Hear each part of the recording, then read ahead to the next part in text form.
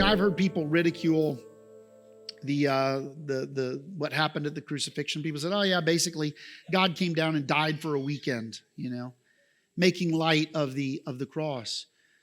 The creator of the universe lived a full life as a human being, tempted in all points as we are, and voluntarily humiliated himself to the death of a cross, and not just the physical suffering. In fact, the physical suffering, I think we overemphasize the physical suffering of Christ in the cross.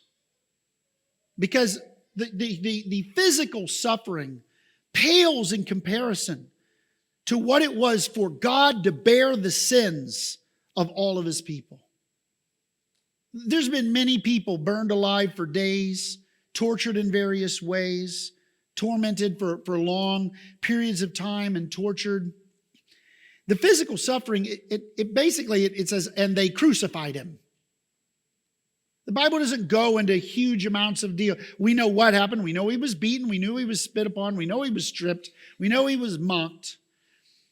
But the greatest suffering was that God bore the sins of all of us on the cross.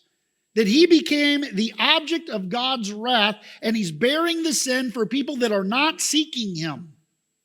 He didn't bear the sin of the God seekers, as it says in Romans 5, that we were the enemies of God. There is none, Romans 3, there is none that seeks after God. There is none that does good. None. We weren't God-seeking. We were self-seeking. And God came seeking us. And he bore our sins. And this is the greatest act of humility ever, was the incarnation with the cross in view the whole time. That was his plan, foreshadowed throughout the Old Testament.